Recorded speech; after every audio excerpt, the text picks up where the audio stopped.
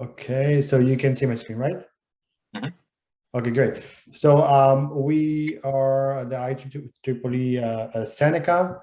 So I'm just going to explain a little bit, just like 2-3 minutes about what is it IEEE. One second. Okay, there we go. So IEEE, we have they have more than 420,000 members in more than 160 countries. More than 25% of them are students. Oh, okay. More than 25. You can see here, some of the information on IEEE. IEEE have 39 technical societies, more than 5 million documents to read from, such as blockchain technology, aerospace electronics, cybersecurity, and much more documents that you can go into it in depth. I'm sure they have information about the subject that you are interested in, Danielle. You just need to find, between all the documents that they have over there. As a student, you get access to all of the community itself of more than 420,000 technology and engineering professionals, and you have the option to get involved in standards development, network with other professionals, and much more. I'm going to show you what's the benefit in a second. You can just subscribe for our mailing list to get notification on events that we are doing. We try to do between 1 to 2 events every month. You can see, of course, you don't have to, you can just go to our website and just see the information over there. This is our website. Here you can see our events. So here is the event. Every time that we have an event, you're just going to see it here. Just going to press on it. You can register like you just did before. Register, edit your calendar. If you want to join us, Daniel, Daniel, next year, are you going to be a student for the full year, or?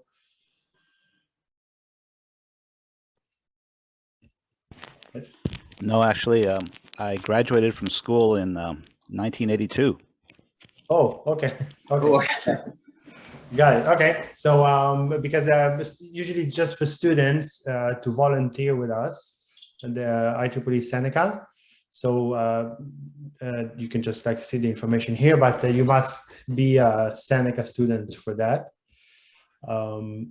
And you can contact us, all the information here on the website, IEEE Seneca.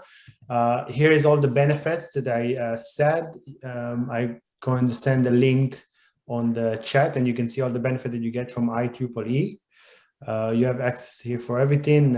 If you choose to study again in the future, you can apply for scholarship through the IEEE. And to join IEEE, you just press here, join IEEE. As a student or as a professional, I think it's like around $150, and student is like $20. The benefit, that's the benefit that I just mentioned. You can see here all the benefits that you get.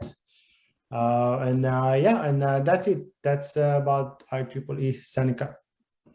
Just going to pass the microphone to John. Daniel, do you have any question about anything that I just showed?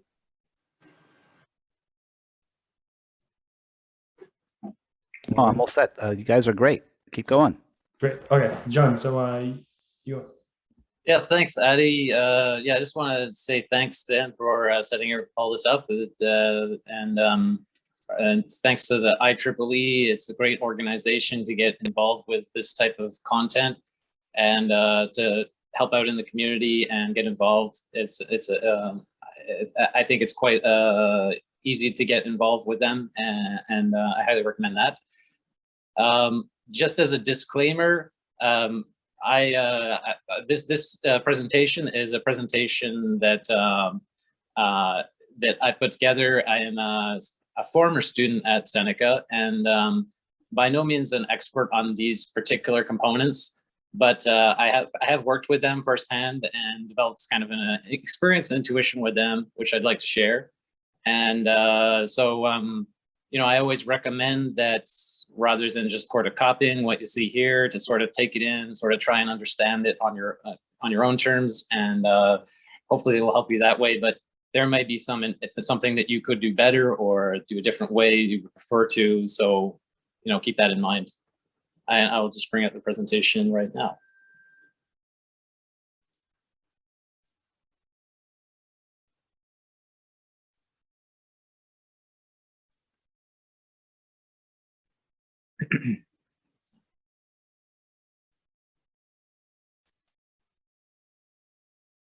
Just a second. Can you see that all right? Yes, I can see the computer is still thinking about, you know. So what we're here to talk about today are digital control peripherals, and what we mean by that are different ways that you can interface with a digital system, like a microcontroller system, embedded system, or some kind of a computer on a board or something like that. John, yes. Sorry, I think that I see the second screen, like, because I see the presentation, not the full screen of the presentation. You see the second screen, which I see this all the slides. Oh, okay, I see. Hold on a sec.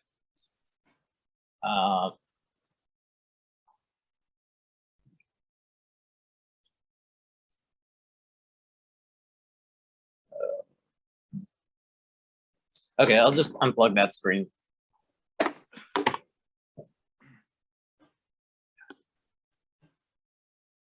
Does that help? Or yeah, now it's great. Great. Now you see the first screen, right? The digital control peripheral screen. Yes. Nice. Okay. So yeah, as I was saying, the three components that we're going to focus on in this workshop are this stepper motor. This is just a small, like 5-volt stepper motor that you can find at your local electronics store or online. And then we're going to talk about a rotary encoder, and then we're also going to discuss different setups that you can use for buttons to interface with a microcontroller. Those are the sort of the three systems we're talking about here. So just to get started with a rotary encoder, hold on a sec. The rotary encoder you can use as an interface. So to say rotate the knob, and basically you have two different main types of these available, which are the absolute type, which in which case, as you turn the knob, each position of the knob is represents a certain state of that knob, and that information is passed along to in the form of like a digital word, for instance, or some signal that indicates the knob's in that position. Then you have the incremental type, which is the type that we're going to discuss today, which is only keeps track of the change of direction of the change of motion of the encoder. So if you're turning it up, you've changed it. It sort of has little clicks as you rotate it, and if you're rotating it up, it will send a signal as soon as you've changed its state, but it won't tell you, oh, it's in this position. But you will see a signal that's going upwards or downwards, or clockwise or counterclockwise. we have an example system here for an encoder. This is the encoder that I would like to show you in my example circuit here. These pictures up here at the top, the one in the far left represents the encoder that we have here, that I have here with me. And it has like three small connectors on it. The first one is the A connector, or signal A out. The middle connector is a ground encoder to terminal C. And then the one on the right is the signal B out. And the way that this sort of works is that you connect the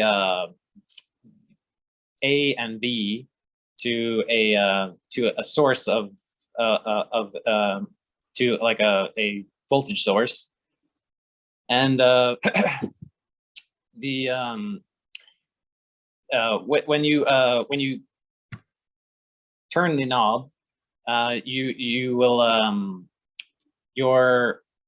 the connections within the actual within the knob or within the component will change so that they'll go turn from high to low. So you'll have a 5 volts, and this is the intended operation is that as you turn it, that signal will go either high or low.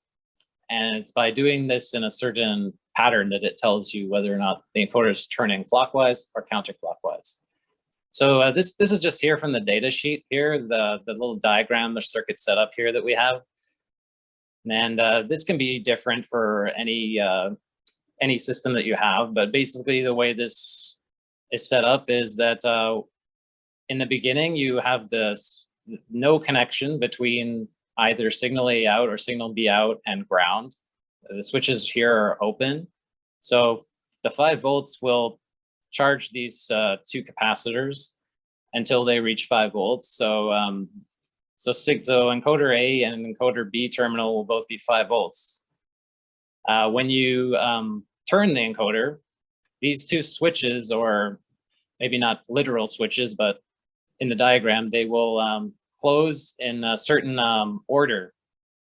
One will go high and one will go low while the other one's high, and the other one, if you're going upwards, and then if you're going downwards, one will go low, the other will go low as the other one's going high. So what you would do is when the switch is closed, the capacitor C1 and C2 discharge through the resistors R2 and R4. And that brings the voltage to 0 at those points, the encoder terminal A and encoder terminal B. And by doing that in a certain order, you get a switch from high to low in a certain order that tells you which direction it's going in. So that's kind of how it works. I have a diagram here which shows a little microcontroller, and it has 2 inputs going to each encoder terminal. And the ground goes into the microcontroller ground. So essentially, these two inputs on your microcontroller would be where you would program your device to say. We'll go into that a bit later in more detail, but that's how you sort of would program it.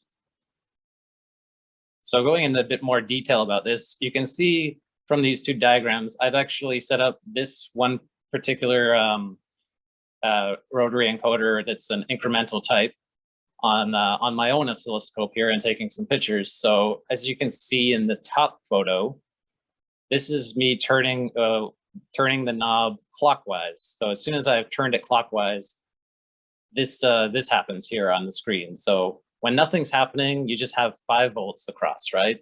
As you saw from the diagram. But then once it turns, immediately encoder terminal B goes low. So that's 0 volts.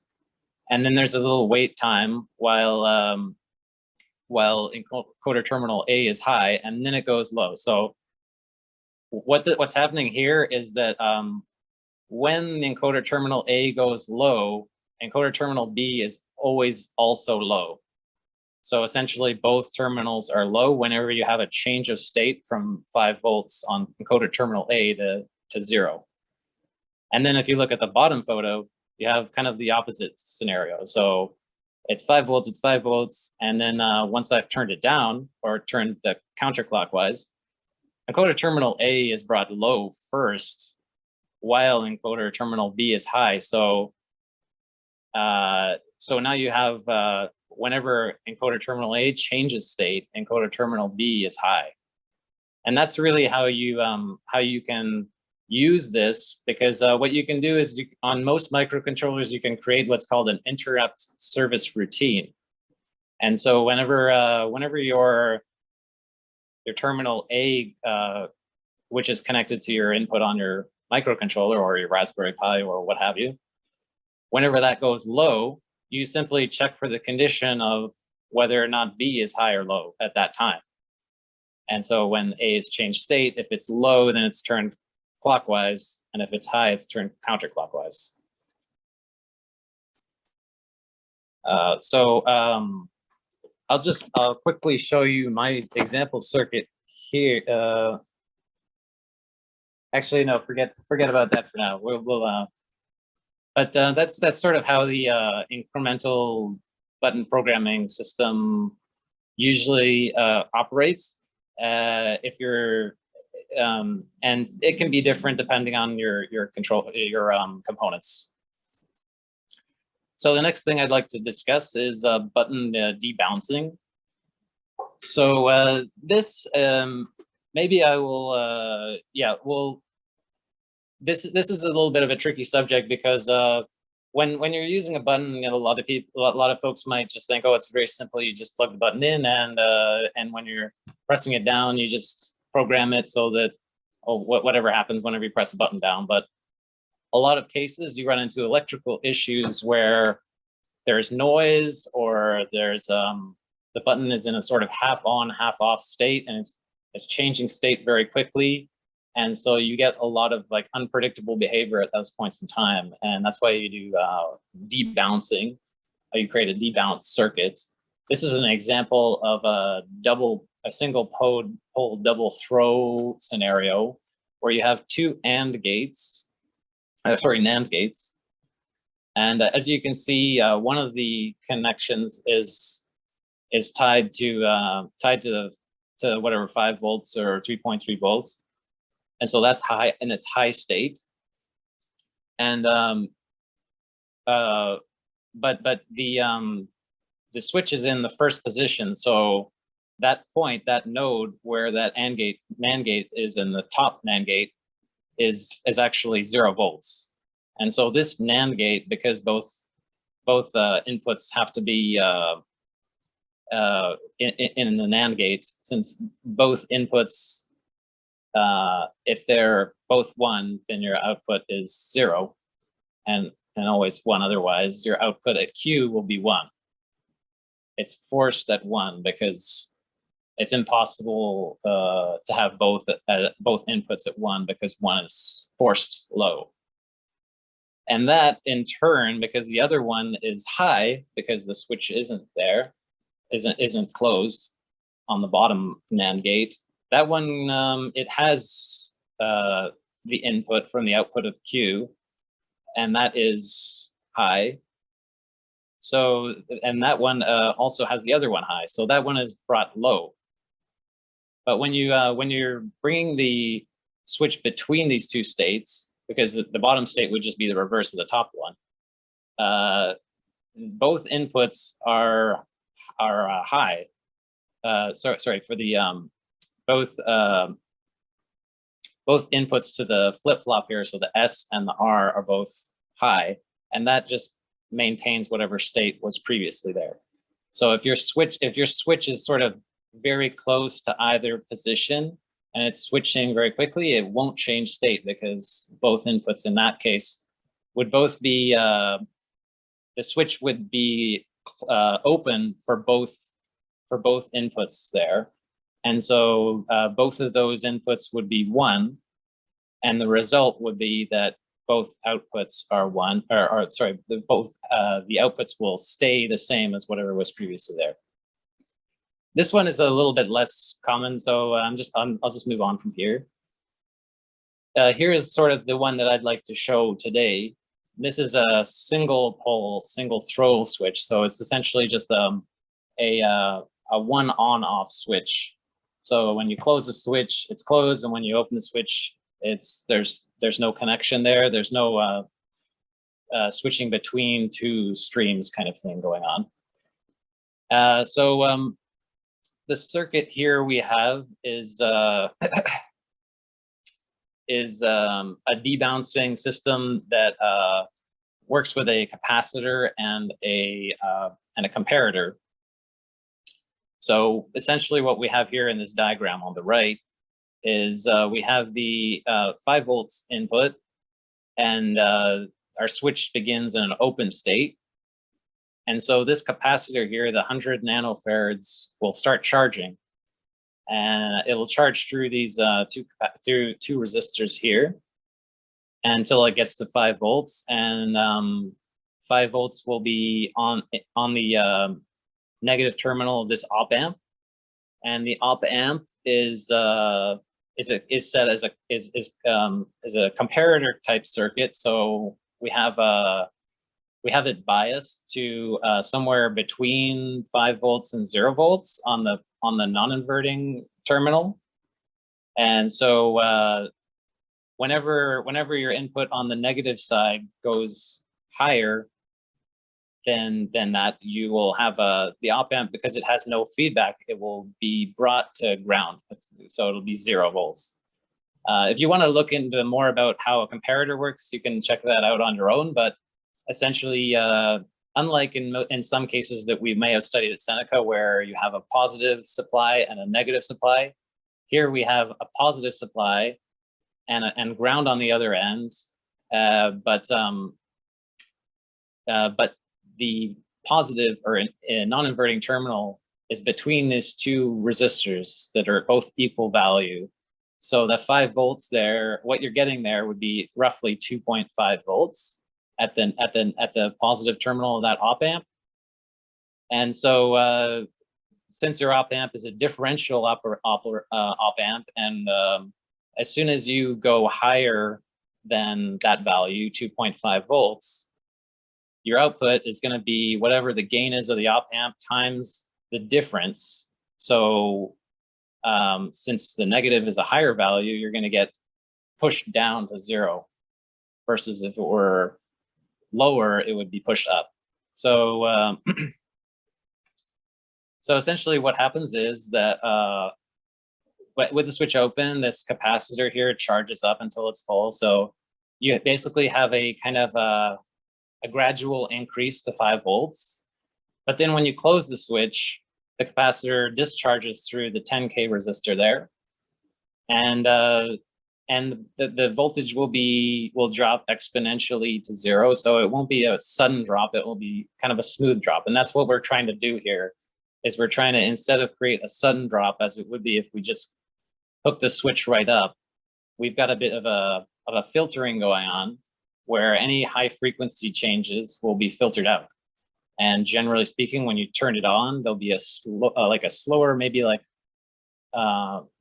we have the actual values here. There's something like charging is 10 milliseconds, discharging is 5 milliseconds. So you have basically like a 5 to 10 millisecond gap where it's charging or discharging. So it's not going to be totally sudden. And that's going to filter out all that little on and off behavior of the button. And so, yeah, that's essentially how this circuit here works. On the left side, there is sort of an example of some code that you could write, though this isn't really what I would recommend for this type of thing. I would usually use an interrupt-based button changing, but I've actually used this situation here on the left for sort of switching between menus, for instance, on a microcontroller. If you want to hold everything up and then determine what the state of the button is, like, has anybody pressed any of the buttons? And then when you press a button, the whole state of the machine changes, then this would be the kind of code you would expect. But more often than not, you'd be dealing with an interrupt-based system. So when you press the button, it doesn't really matter. The system doesn't hold up and wait for you to determine which button you're going to press. You just interrupt the process of the microcontroller at that point, and then run whatever code your interrupt service routine has on it. So here you can just see it's just a function where it's called read button. And I have this, this variable called button flag that determines which button has been pressed. And essentially it just goes into a while loop that just loops through until something, one of those buttons is brought to low. And if it is, then that is, that's the output of the, that's the, what our pointer variable input turns to. So it becomes 4, 3, 2, 1, depending on which button gets pressed. That was just an example of something you could do. You don't have to do it that way, but so, and here on the, just to the right of that, you have 2 graphs of the charging and discharging curves. Above that are the formula for how to calculate that, which is just using these resistors like you would in your courses in college. You could calculate what the discharge speed would be and set it to whatever settings that you wanted or were apt for your purposes. But here I just used 5 and 10 milliseconds.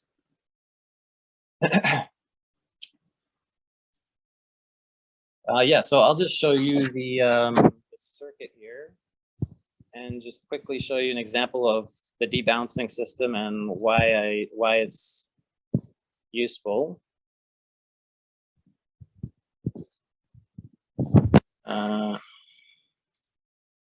Can you see my phone now? Yes, but I can see the phone itself, not the camera. Yeah. Yeah. So here I've got yeah, there you go. Basically exactly the first circuit that I showed you here. Here's the button. This one on the right is just hooked up like this one is not hooked up like the one I showed you in the diagram. This is just straight up through a resistor with no debouncing. And the one on the left is using the debouncing from the diagram. So up here you have the 10K resistor divider, and here's the op amp. And that is biasing the non-inverting terminal of the op amp there. And then your resistors, here's your charging capacitor. And this is your this is the one resistor, and then your other resistor is up here. So first I'll show you, like, if you look at this oscilloscope here, let me bring it down to something you can see. So if I just keep pressing the unbounce button, like I'll just keep pressing it here. So if you go in here, if you zoom in,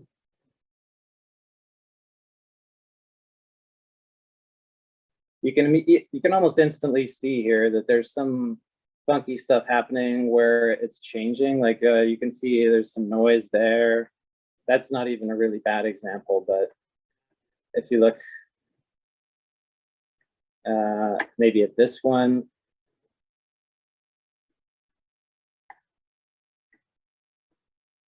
you can see some more noise, and oftentimes you'll see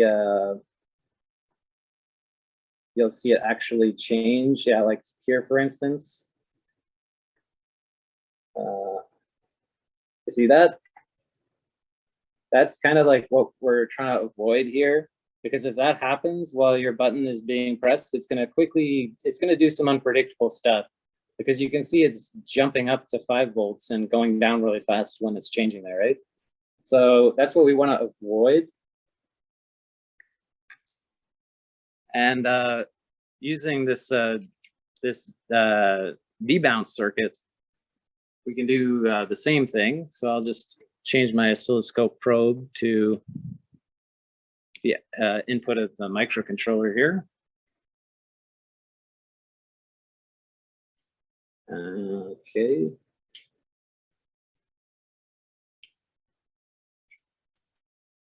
Oh, something happened here? Did I lose some?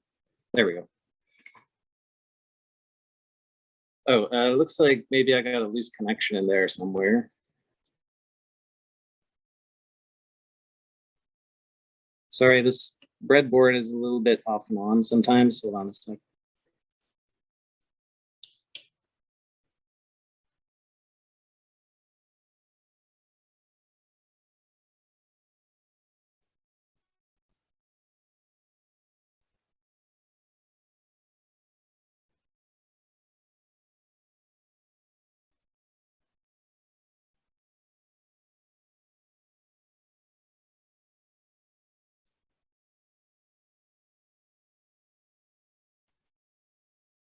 Okay.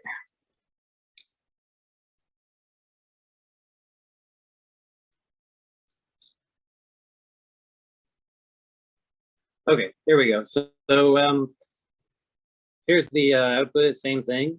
I'm gonna now pump the button again.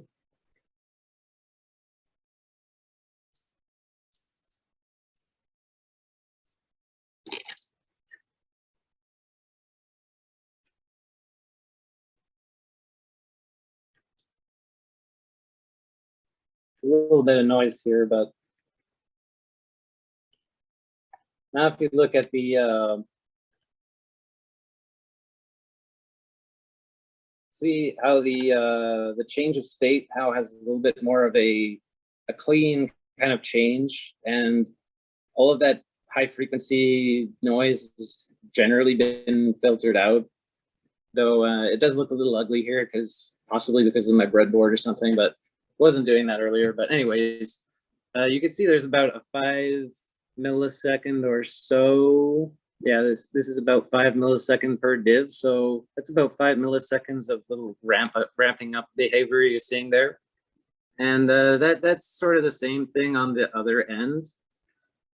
Like for here, for instance, see, that's a little bit nice and smooth, and instead of kind of erratic and, you know, jumping up and down all over the place. So that's kind of like why we're doing this whole debouncing stuff. I'm gonna take the screen share off now. Yeah, so if you look at this circuit again here, hold on a sec.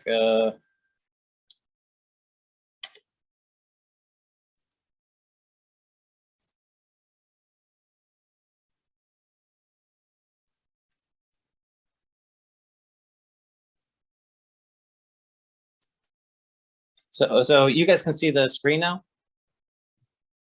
Yes. Yes, the screen is very visible. Oh, you can see it. Okay. The circuit down here on the right is the one that I just showed you on the breadboard. So we had the comparator there, the 5 volts, and it's biased as a comparator. So whenever it goes above 2.5, you're going to get a high output, and when it goes below 2.5, you're going to get a 0 output to ground. And this capacitor here, when I press the button, it's charging that capacitor up to 5 volts instead of just instantly going there, and filtering out. Since this is what's called a low pass filter, it's filtering out some of the high frequency changes happening in that at that point in time. And then when you press the button down, it was discharging through the 10K resistor, so you have that nice slope going down. The next thing I'm going to discuss is a stepper motor. So a stepper motor is sort of like it's a commonly used motor, and these are something that might be useful for, say, like an end project for Seneca or for a personal project. They allow you to turn a motor at very precise angles using a group of finite steps instead of sort of just a on and off behavior or a feedback based system. This is just sort of a system where you have a a group of windings, like transformer windings around a cylindrical core or rotor. And what you will do is around that core you have magnetic poles, which when you activate or energize those coils in a certain phases, if you will, using different coils and different configurations, which are called phases, you can turn that rotor and using the magnetic poles on it, and you can do that in a fairly predictable way.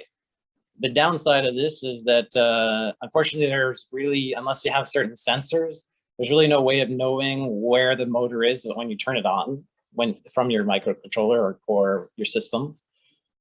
But they're very useful for doing very simple things like just turning 180 degrees or 90 degrees or doing some kind of repeatable action. Two common types or ways that these are differentiated is by the poles. So you have a unipolar type and a bipolar type, and there are other types too, but these are very common ones. And so in the unipolar type, you have one winding per phase, and you can see that on the right-hand side of the right diagram here, where you have 4 different transformer windings here. And the benefit of this is that you only really need to ever go in one direction on that transformer. To activate each phase, since you have one winding per phase, all you have to do is hook your positive to one side and your negative to the other, and you're pretty much good to go. You just have to turn them on and off using some kind of a circuit for that. The bipolar type is a little bit more complicated, but it allows you to have a little bit more torque and some more efficiency in the system by replacing it instead of using 4 independent windings, you can use 2 full windings, which in this case, you're using the full winding instead of half of it, which is kind of where the efficiency part comes from. And so here it's a bit more complicated though, because since there are still 4 phases required, you have to kind of energize it one way and then energize it the other way for the other phase. And so you need a special circuit to do that. And one of the most common of those types is called an H-bridge circuit. And I would like to explain that and show it to you as well. But first, I just want to go into quickly some MOSFET review, and maybe something that has been covered or not, but this is a very, I think it's an important thing to know as a student going into this, because MOSFETs are used quite often in switching type circuits, which are very common these days because they're quite efficient. So there are 2 very common types of MOSFET: the depletion mode type and the enhancement mode type. They have 3 terminals mostly, or sometimes one called the substrate, but generally most have 3: the drain, the gate, and the source. The drain is sort of using the conventional flow, not the electron flow. Using electron flow, not the conventional flow, is where the sort of electrons would drain out of the MOSFET. But it's actually sort of the source of positive voltage when we're using it in conventional flow. So it's a bit confusing that way, but, and then the gate is similar to the base of a transistor, but the main difference being that whereas a transistor will open the collector emitter path using a current, here we're using a voltage between the gate and the source. So, whereas a transistor, you might have a current flowing from the base to the emitter, and that allows you to have a kind of current-controlled current source. Here we have a voltage-controlled current source, and the benefit here is that you don't have to have any current flowing between the gate and the source. It's just a voltage. So there's it's sort of quite efficient system because you don't have to, you have a little bit less energy loss there. We'll move on from here. Basically how it works, or on the inside, is you have for an N-channel MOSFET, you have N-channel and P-channel, just like you do for transistors. And that relates whether or not the voltage is positive or negative between the gate and the source. So if it's an N-channel MOSFET, a positive voltage between the gate and the source, so the gate is more positive than the source, will turn the MOSFET on, versus a P-channel where the source is of higher voltage or potential from the gate that will turn the MOSFET on. So the N-channel MOSFET is on the inside, has two doped semiconductor materials, two N-type materials on either point, the source and the drain. And those are an N-type, so so they have extra electrons, versus the P-type substrate, which has holes or electron holes. And so in the MOSFET, you have a metal electrode which is separated from that substrate by an insulator, and that basically forms like a capacitor, which creates an electric field, and that electric field changes the state of the N and P channel substrates, and creates a path between the N channel. Creates an N-type path between the two separated N-types.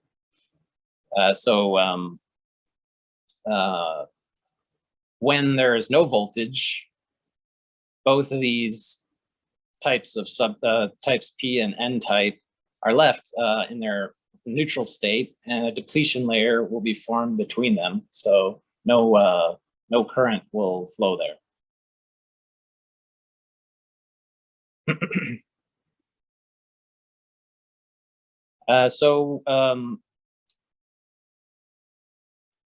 Yeah, removing the voltage between the plate, the gate, and the source will basically put those N and P channel types back in their original state. And so there will be a depletion layer will recreate itself, and there will no longer be a channel there between the two N types.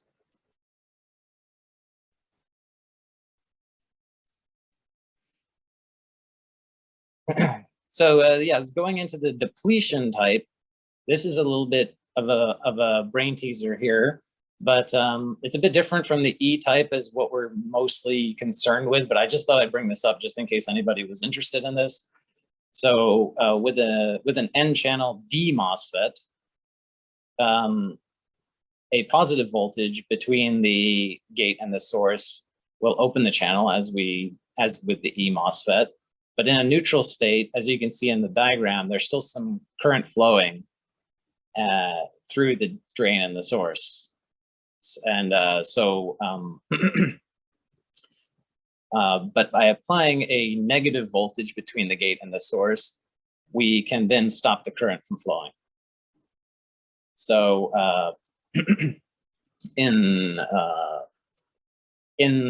figure A there, the first one in the top left, you have no voltage between the gate and the source, no voltage difference, but there's still 5 milliamps flowing through it. There's still a path there between the two N channels there.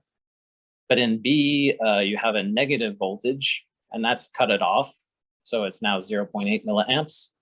And in the third figure, you have a positive voltage between the gate and the source. You can see there's a voltage source VGS, and that's making the potential at G and S positive, and that creates the flow there. It's a 7.4 milliamps. With a P channel, it's the reverse. So the positive voltage cuts off and the negative voltage turns on.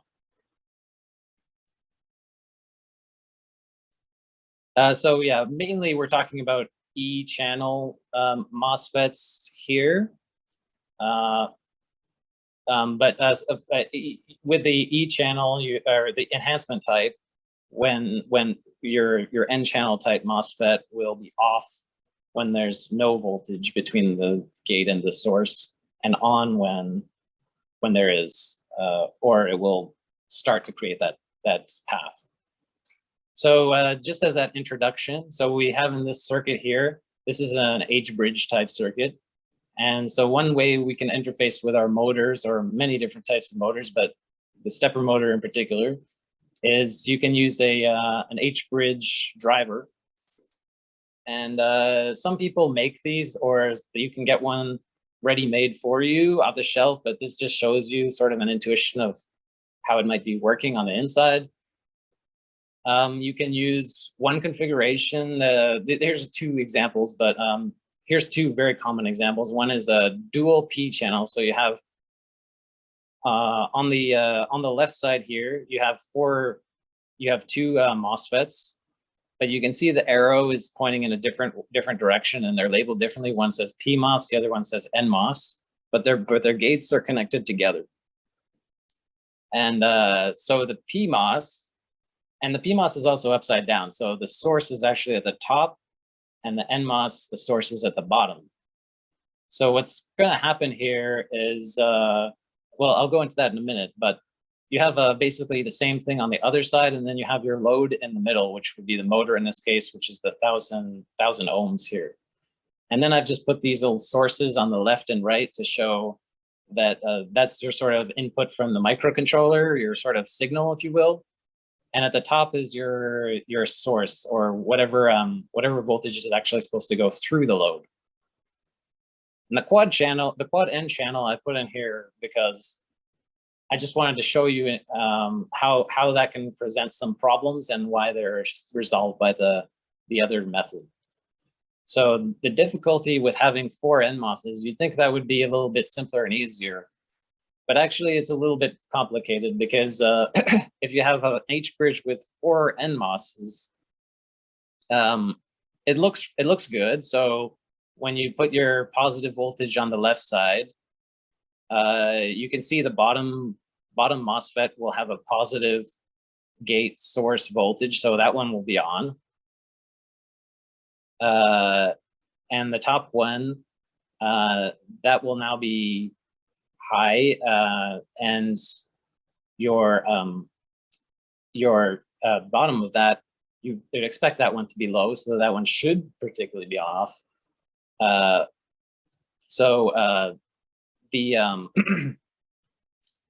Having your right side, let me just sort of explain how we're sort of expecting this to work. Is the current is supposed to go through it's supposed to go in a diagonal type direction. So we want the NMOS on the bottom to be on, and the one on the top to be off, interchangeably. So at first we want the NMOS on the top to have current flowing through it. So it will go through the load and down through M4, the NMOS there. And so we want the NMOS at the top on the right side to be off during that point, because we don't want the current flowing down that path. We want it to go through the load in one direction, and then when we switch it, we want it to go the other way through the load. And that's the whole point, because remember, we were trying to energize the motor with different phases and use 2 instead of 4, so we could so we need to have the current flowing intermittently forward and then backwards through the load. So the problem here is that when the left side is on, so we have a current flowing through the top NMOS and going through the load and down through the NMOS on the bottom right, and the other 2 on the top right and the bottom left are off, so they're not conducting. The problem here is that this load will dissipate some energy, and we will have a voltage across it, a voltage drop. And so this node here before the load will then not be 0 as we want it to be, because we want when the gate goes high, for the gate to source voltage to be whatever, 5 volts. But because of that drop there, that's no longer 5 volts, or sorry, no longer 0 volts. That's now something like whatever, 5 volts. All the voltage is going across it because the gate is open and there's nothing else in the circuit. So you'd expect that to be the full voltage drop there.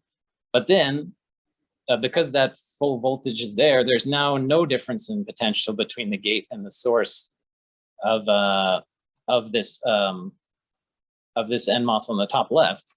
So now that must be closed, because there's no longer any potential there to turn it on. So because the gate is now the same potential as the source, because that path has been created, and now the voltage at the source is the same as the voltage at the gate. So that's going to turn it off. And there's this like argument going on there, if you will, between the two. And as soon as it, and then at that point, the voltage there will go down, and then that voltage will be 0, and that one will be 5, and they'll turn on again, and the same thing will happen. So it'll be unpredictable behavior there, and you'll get something like usually like half voltage there, and that's not what you want. You want when that signal comes in from the left side from the microcontroller, and that turns to 5 volts. You want the bottom MOSFET to be on, and the top one to be off. And you want the other side, when that one is 0 volts, you want the top one to be on and the bottom one to be off. So if you put 5 volts on the left side, you're now going to have 5 volts at the gate and 5 volts at the source. So the NMOS at the top left will not conduct. So that won't be off. That's what we want. And we want the NMOS at the bottom, when that voltage is 5 volts and the ground is 0, we want that one to turn on to conduct. And so that's how we've got it set up here. But this is not a great way to do it. How you would work around this is that what you need to do is you need to set it up so that there's what's called a high side driver. And that's basically, that's usually some kind of circuit that pumps up the gate voltage at the on the top NMOS, so that it's 5 volts higher than whatever the source is, so that that one will turn on plus the voltage drop across the load. So yeah, that's the idea behind that. That's why you can't really do it this way very easily for like our purposes. The other limitation of using, well, yeah, I'll leave it there. But yeah, if you if you use this way, you would probably run into issues, because your when you went high here, that the NMOS on the top left would be off. So now looking at a little bit easier way to do it is, but this is a sort of a bit limiting in certain ways. You have now, instead of 4 NMOSs, you have 2 of those NMOSs are P MOSFETs. So they're and they're upside down. So so the source is now at the top and the gate is here, versus when the 4 NMOSs, your source was at the bottom. So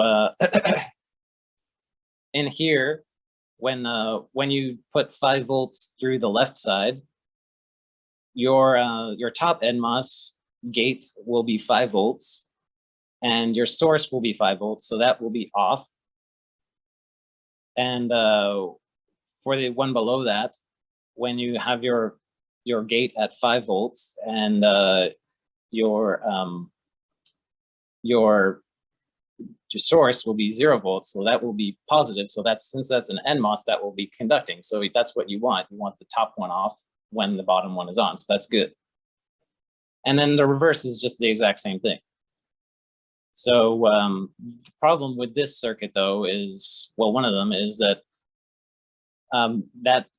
that gate sort of has to match whatever the source is, because if you have 5 volts when you're turning that PMOS off, that 5 volts potential at the gate, since it matches the 5 volts at the source, that's why it doesn't conduct. But if you had a higher potential there, you might, run into issues that way. So like if you had like 12 volts, for instance, now your 5 volts isn't going to create a positive VGS voltage. It's now going to be a negative voltage. You're stuck with a negative voltage. So for these reasons, you would use, for this type of setup, you would use a motor that matches whatever voltage your microcontroller is working at, like 5 or 3.3 volts. Otherwise, you might be able to work around it in other ways, but yeah, so I will show you just quickly to finish up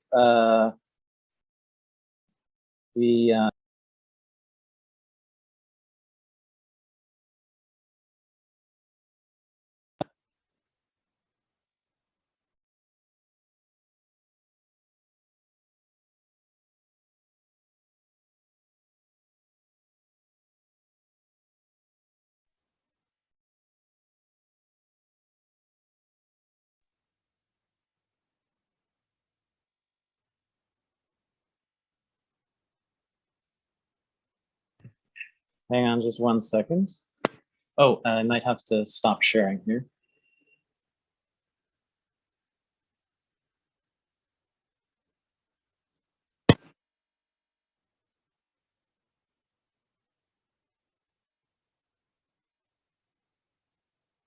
Oh, okay, here we go.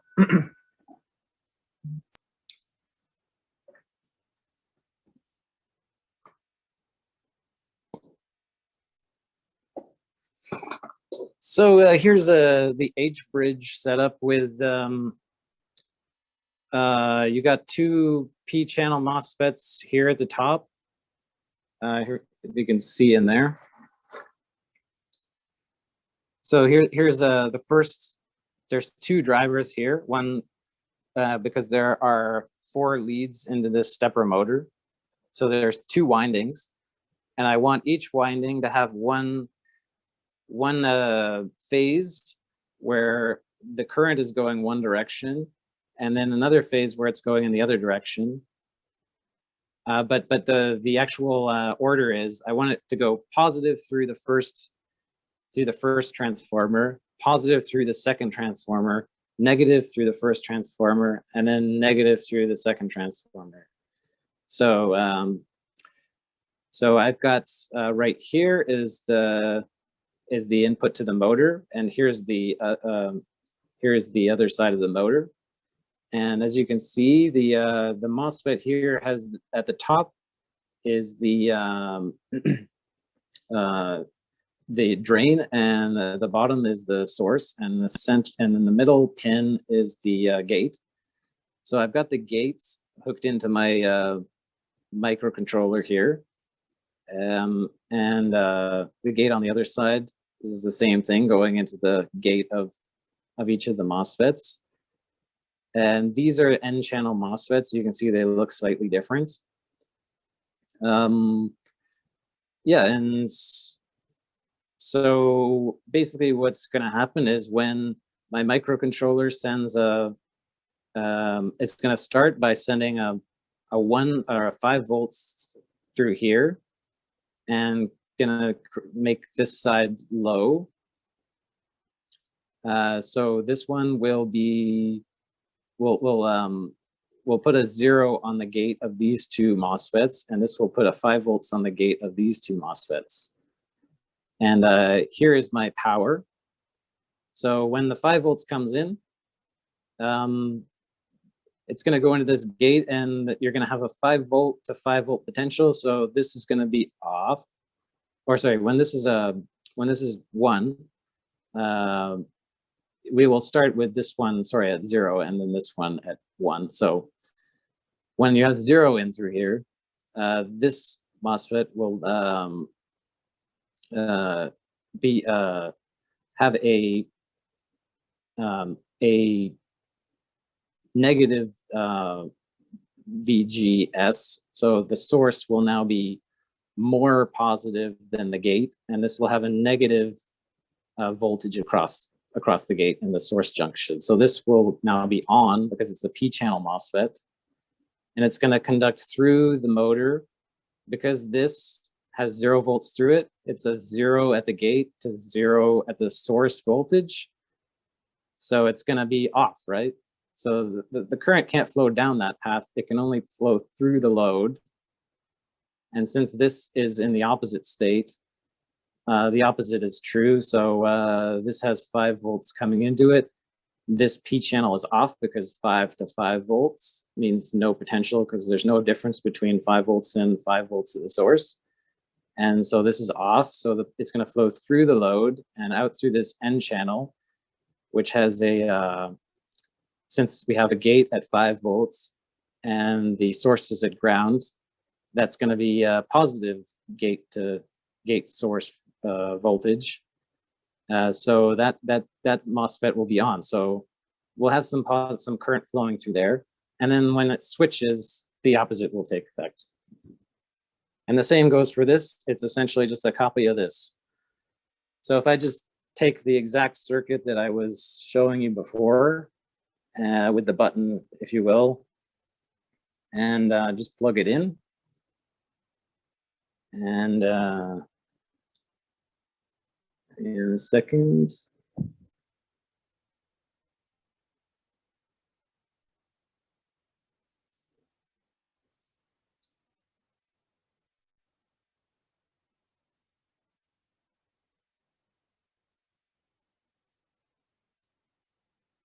Okay.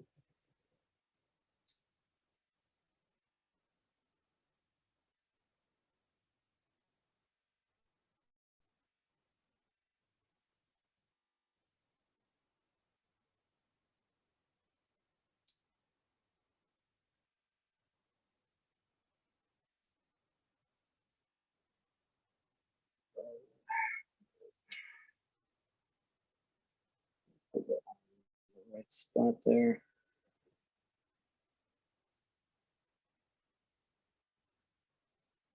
Yeah, okay. So now when I press this button here, sorry, my breadboard's not so great. Sometimes the connections aren't so hot, so I just reseated it. But when I press the button, the connection's not so great here, but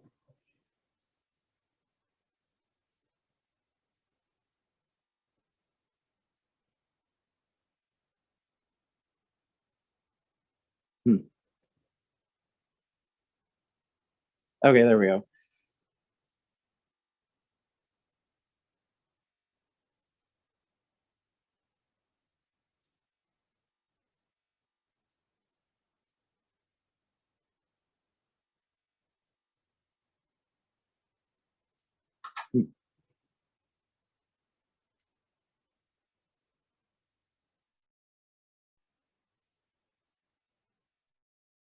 Yeah, okay, there's some sort of issue going on here. Sorry, just give me 1 second here.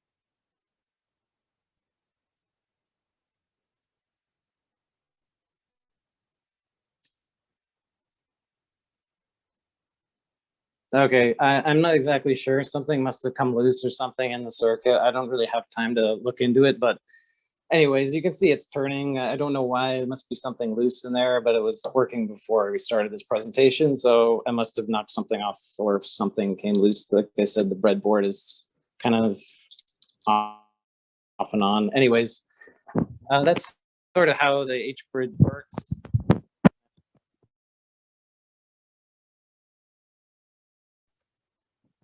So I will.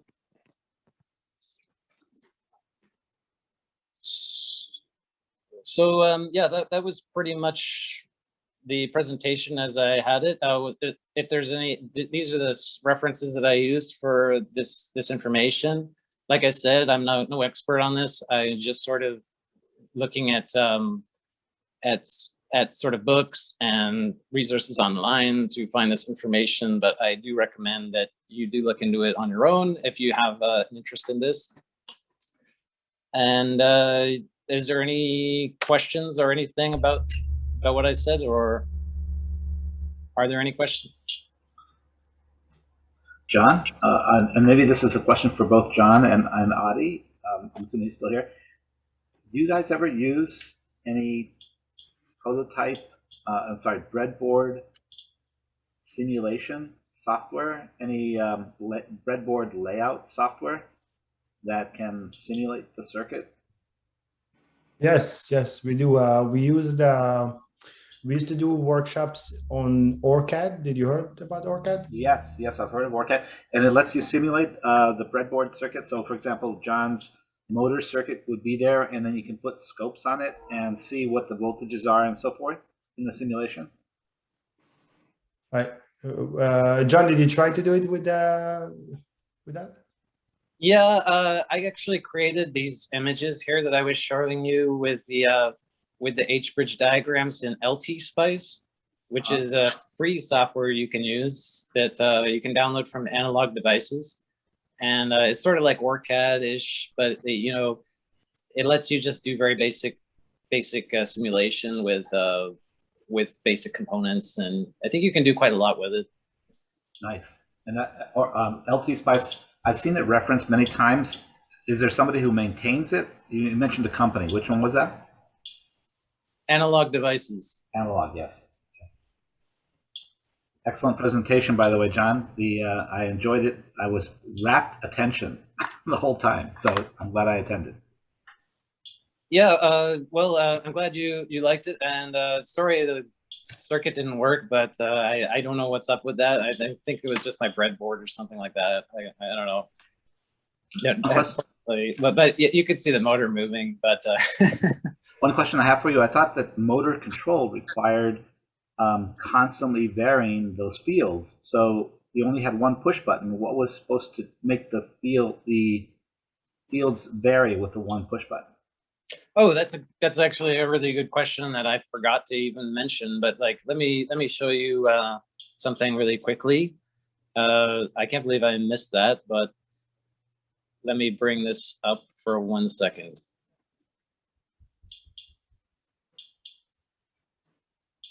How do I change this? Yeah, can you see that? I can see code, yes. Yeah. So here's like what I was doing with my microcontroller here, and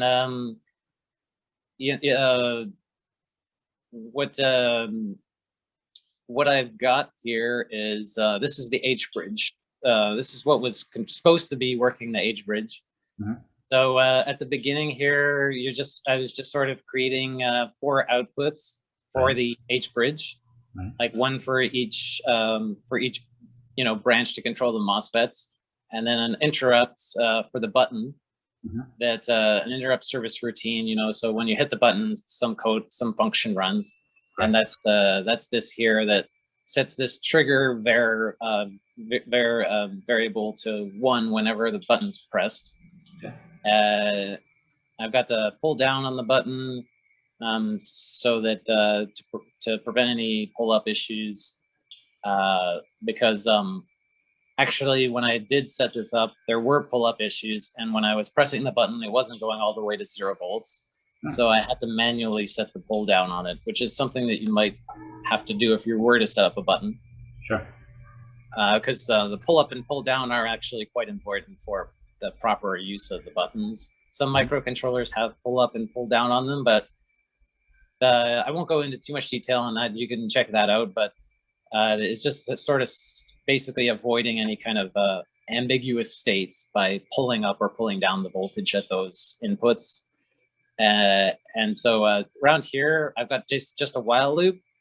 And whenever that trigger var is equal to 1, so whenever the button has been pressed and that interrupt service routine has been activated, I just create a for loop that basically goes through this code in this for loop 64 times, which is the amount of times in about 90 degrees of the motor. And it's doing that H-bridge kind of functionality that I was mentioning. So output A would be like the left branch, and output A would be the right branch, output B would be the left branch. And so you have a positive on one, and so 5 volts on one and 0 volts on the other. And then you have a short wait, and then both go to 0.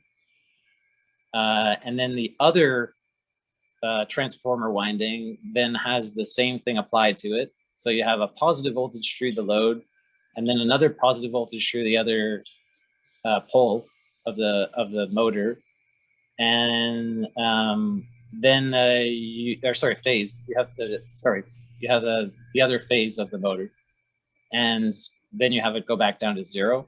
Then you have the opposite take effect. So output A is 0 while output B is 1, and it's essentially just switching them over the other way. So the reason why it's moving is because those MOSFETs are switching the H bridge over and over again, saying like allowing that 5 volts through the load, allowing that 5 volts through the windings that are magnetizing the load and changing its position. So it's like a 64 little motions instead of turning it on and then allowing it to run, or feeding it a voltage and just allowing it to just run however long at sort of an unknown to an unknown position. You're setting it to a very precise position using magnets. So that's where the power comes in. It's coming from the source of the H bridge. So Perfect. Yeah, the current that flows through the load is what's causing the motor to go around. Great, thank you. Okay, those were my only questions.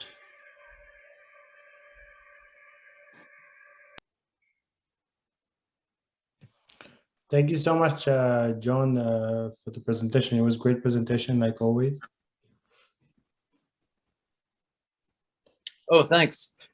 I hope I didn't say anything wrong, but there's probably some inaccuracies in there. So, I mean, by all means,